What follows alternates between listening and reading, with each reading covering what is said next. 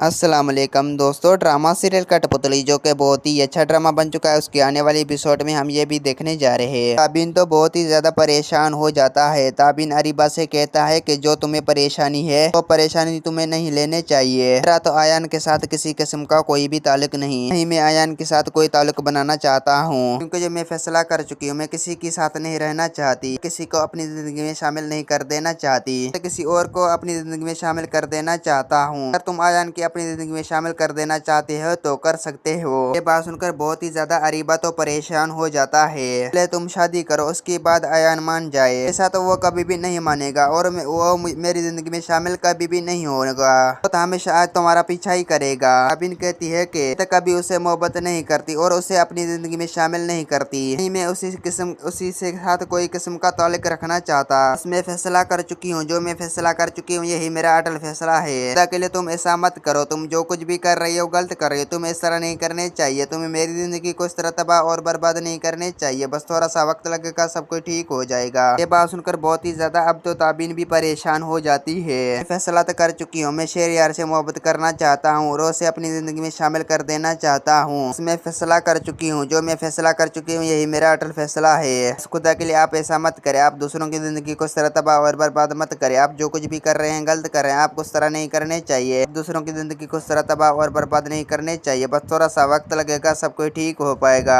Next episode में आप लोगों को ये भी दिखाया जाएगा कि जुलेखा तो बहुत ही ज्यादा परेशान हो जाता है। आखिरकार अपनी बेटे से कहती है कि बेटा तुम मेरी बात मान लो, अगर तुम मेरी बात नहीं मानोगी कि सब कुछ खत्म और तबाह हो पाएगी, तो तुम ताबिन को अपनी जिंदगी में शामिल करोगे। ये बात सुनकर आयान तो बहुत ही ज्यादा परेशान होता है। आयान कहता है कि अम्मी मैं ताबिन से बात कर चुका हूँ, तो मुझे अपनी जिंदगी में शामिल नहीं कर देना चाहता, वो मुझसे नफरत करने लगा है। दोस्तों उम्मीद है कि मेरा वीडियो आप लोगों की अच्छी लगी होंगी। वीडियो अच्छी लगी तो वीडियो की लाइक और चैनल को सब्सक्राइब लामी करना। खुदा हाफिज।